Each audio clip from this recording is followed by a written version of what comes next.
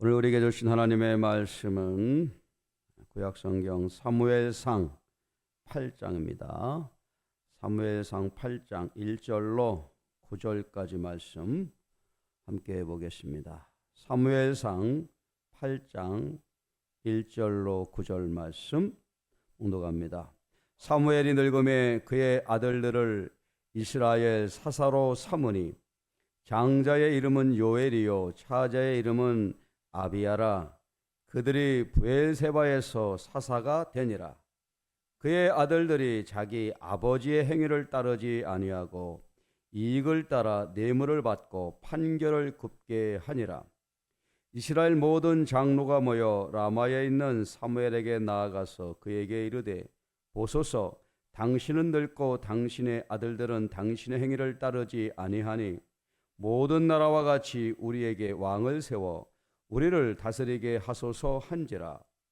우리에게 왕을 주어 우리를 다스리게 하라 했을 때에 사무엘이 그것을 기뻐하지 아니하여 여호와께 기도하며 여호와께서 사무엘에게 이르시되, 백성이 내게 한 말을 다 들으라.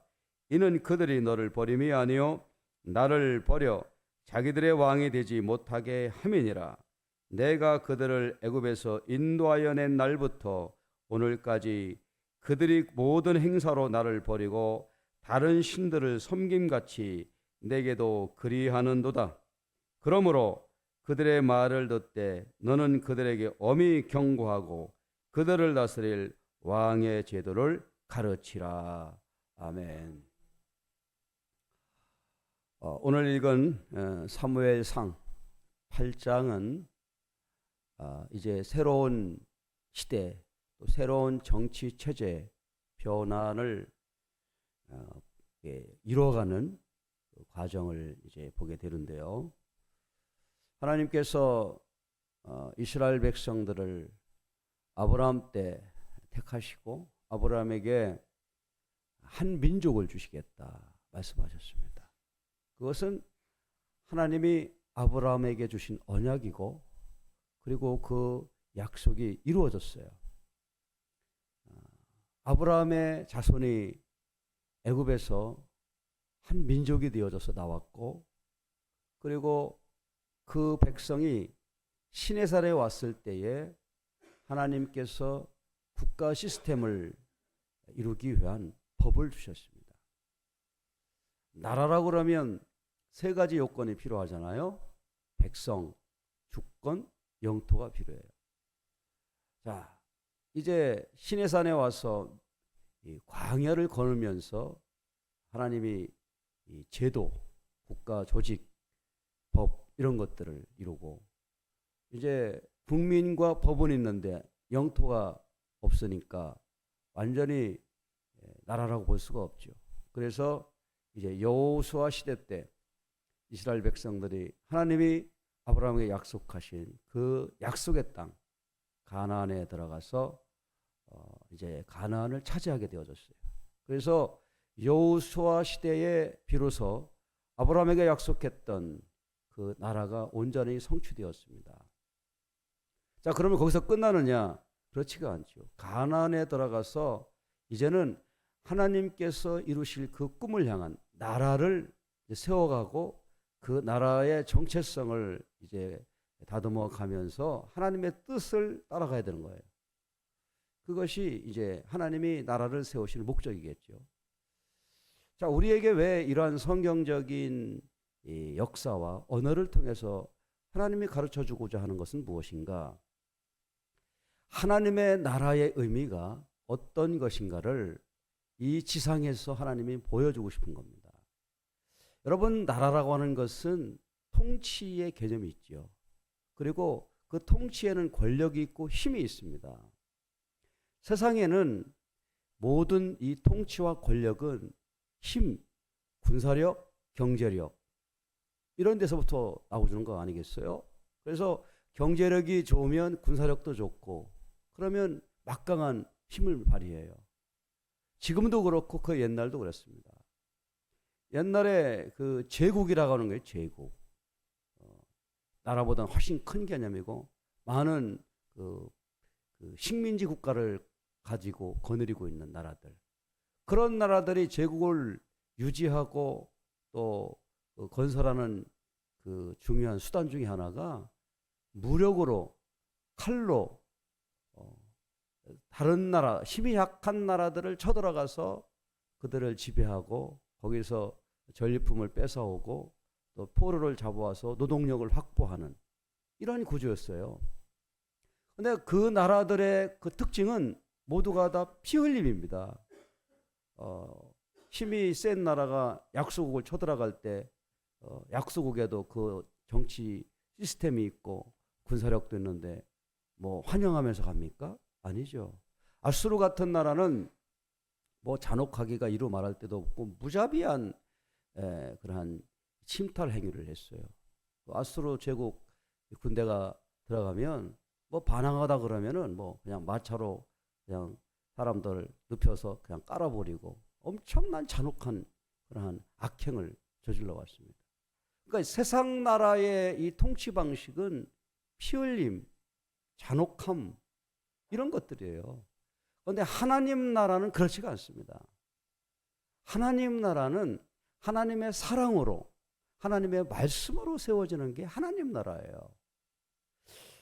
모세 왕이 될 수 있었습니다.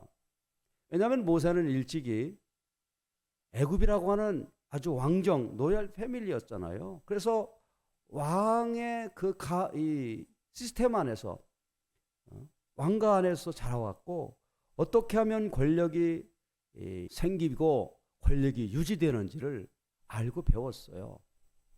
그러나 또 모세는 이스라엘 그 백성을 리더했던 지도자 아닙니까? 그런데 모세는 왕이 되겠다는 꿈을 자체를 갖지 않았습니다. 왜 그러냐면 하나님의 나라는 그런 방식으로 왕이 되질 않아요. 제국과 같이 되는 게 아니잖아요. 사무엘 역시도 왕이 되려고 마음 먹으면 얼마든지 왕이 될 수 있는 그런 사람이죠. 그런데 왕이 되질 않는 거예요. 왜? 사무엘 역시도 하나님의 나라는 저 제국들과 같이 그런 시스템으로 국가가 운영되는 게 아니라는 걸 알기 때문에 그런 거예요. 자, 이렇게 이 사사시대는 세상의 이 제국들, 왕정들이 이렇게 이어져 가는 그때에 우리의 진정한 왕은 하나님이라고 하는 그러한 이 기준이 있기 때문에 그래서 하나님의 대리 통치자로 사사를 세우시고 그래서 그때 이스라엘 나라를 신정왕국 체제라 그렇게 불렀습니다. 그런데 이게 무너지게 되는 거예요. 그 무너지는 장면이 오늘 읽은 이 사무엘상 8장인데요. 사무엘이 이제 정치를 하고 있을 때는 뭐 이제 잘 갔는데 사람이 또 늙지 않습니까? 아무리 훌륭한 지도자라도 세월은 흐르고 또 그 사람이 영원히 할 수가 없어요. 이제 오늘 읽은 8장 1절은 사무엘이 늙음에 사람은 늙습니다. 그리고 또 이렇게 다른 세대로 넘어갈 수밖에 없죠. 그런데 그의 아들들이 2명이 있는데 그 사사로 이제 아버지의 그 직을 세습을 받은 거예요. 장자의 이름은 요엘이고 차자의 이름은 아비아라 그랬어요. 그래서 이제 부엘세바에서 사사 이 통치자가 아버지 뒤를 이어서 했는데 3절에 보니까 같이 읽어봅시다. 그의 아들들이 자기 아버지의 행위를 따르지 아니하고 이익을 따라 뇌물을 받고 판결을 굽게 하니라. 여러분요, 어느 나라든지 사법정의가 무너지면 그 나라는 정말 희망이 없는 것이죠. 이 사법부가 마지막 양심의 보루라고 하지 않습니까? 우리나라 지금 사법부의 정의가 과연 살아있나라고 의심을 받을 만큼 그렇지요. 정치적인 편향에 따라서 유불리에 따라서 판결이 바뀌어지고 하는 이런 일들을 좀 보게 되는데요. 옛날도 마찬가지입니다. 이 법이라고 하는 것은 기준이 있는 것이고 그 기준에 공평하게 또 공정하게 선명하게 투명하게 판결이 내려져야 되는 것인데 여기에 이제 돈을 먹은 사람들이 그 돈을 준 사람들 쪽에 유리하게 판결하는 거예요. 그걸 갖다 뭐라고 해요? 판결이 오늘 말하면은 판결을 굽게 했다라고. 굽게. 여러분 이 대법원에 가면 그 상징 마크가 뭡니까? 저울이에요. 저울. 저울 딱 달아보는. 그런데 그게 항상 이 돈을 먹은 사람들 쪽으로 기울어지게 되고 유리하게 되는 거예요. 그 백성들이 얼마나 원망이 크겠습니까? 그러니까 자기 아버지 사무엘은 온 백성들의 존경을 받고 신임을 받는데 그 두 아들이 사사가 되어져서 돈을 받고 판결을 굽게 했다는 거예요. 욕심이에요. 돈 욕심. 이익을 따라서 뇌물을 받고 하는 이러한 행위는 이제 리더십에 큰 상처를 갖게 되는 것이죠. 성경에 보면은 돈 때문에 망한 사람들이 많이 있습니다. 먼저 이 사무엘 전임자 엘리의 두 아들. 왜 그들이 고기를 그냥 빼내고 한 이유가 뭡니까? 그 돈이에요. 그걸 팔아가지고 돈을 챙기려고. 돈 욕심 아닙니까? 또 여호수아가 이제 통치하던 때에 가나안 정복을 한참 하고 있는데 아이성 전투에서 패하지 않습니까? 모든 면에서 뭐 여리고보다도 훨씬 전력이나 모든 면에서 아이성은 작고 충분히 이길 수 있는데 패해요. 나중에 봤더니 아간이라는 사람이 전리품을 몰래 취해가지고 그게 패한 원인이 된 거예요. 또 열왕기 하여가 보면은 나만 장군이 이제 문둥병이 걸려가지고 이제 그 요단강에 뭐 이렇게 7번 담그고 말하면 그런 얘기가 있지 않습니까? 근데 이 나만 장군이 올 때 그 왕이 아주 뭐 금, 은, 의복 아주 한 수레를 싣고 와가지고 이렇게 이제 답례품으로 싣고 왔는데 엘리사가 그거 하나도 안 받는 거예요. 나는 뭐 하나님이 고쳐준 거니까 나는 받을 필요 없다고 딱 거절하는데. 근데 그의 사환인 게하시가 욕심이 생겨요. 그래서 뒤쫓아가가지고 내가 그걸 받아야 되겠다라고 해가지고 그걸 받은 거예요. 나중에 어떻게 됐습니까? 게하시가 문둥병이 걸린 거예요. 돈 욕심이죠. 가룟 유다 돈 욕심입니다. 아나니와 삽비라 돈. 그래서 디모데전서 6장 10절에 보면 돈을 사랑함이 일만하게 뿌리가 되나니 이것을 탐내는 자들은 미혹을 받아 믿음에서 떠나 많은 근심으로써 자기를 찔렀도다.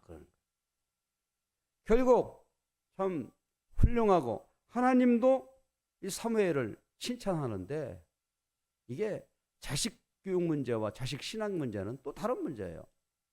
엘리야와 같이 엘리 자신이 자식을 잘못 교육해서 이런 결과가 왔지만 훌륭한 사무엘 역시도 자식 교육 문제와 신앙 문제가 똑 떨어지지 않는단 말이에요. 그래서 신앙이라고 하는 것은 하나님 앞에서는 단도가 입장이다. 모두가 아버지가 훌륭한 사람이라 할지라도 그 아들이 개인적인 하나님 앞에 바로 서는 모습이 되어 있지 않으면 어렵다는 말이에요. 결국에는 사무엘을 믿고 따랐던 백성들이 그 두 아들이 이렇게 판결을 굽게 하고 뇌물 받고 그러니까 원성이 자제하죠. 그래서 우리도 이제는 왕이 필요하다. 이제 이렇게 요구하게 되는 겁니다. 그러니까 왕이 필요하다라고 하는 빌미를 이 사무엘의 두 아들이 제공하게 된 것이죠. 그러니까 이제 이때다 그래고 전국 여기저기에서 막 우리에게도 왕이 필요합니다. 왜냐하면 그 주변 나라들은 전부 다 왕의 시스템을 가지고 통치하거든요. 그런데 이스라엘 나라는 진정한 왕은 하나님이라는 거예요. 백성들이 막 여론이 본물처럼 일어나니까 사무엘이 마음에 근심이 내고 하나님 앞에 나가 기도하기 시작합니다. 자, 그랬더니 하나님이 뭐라고 말씀하십니까? 자, 7절입니다. 한번 읽어볼게요. 시작. 여호와께서 사무엘에게 이르시되 백성이 내게 한 말을 다 들으라. 이는 그들이 너를 버림이 아니요 나를 버려 자기들의 왕이 되지 못하게 함이니라. 그러니까 백성들은 뭐 여기저기서 왕을 요구하고 하니까 사무엘이 하나님 앞에 기도하면서 나갔는데 하나님이 그렇게 해라. 그렇게 그들의 요구를 따라라.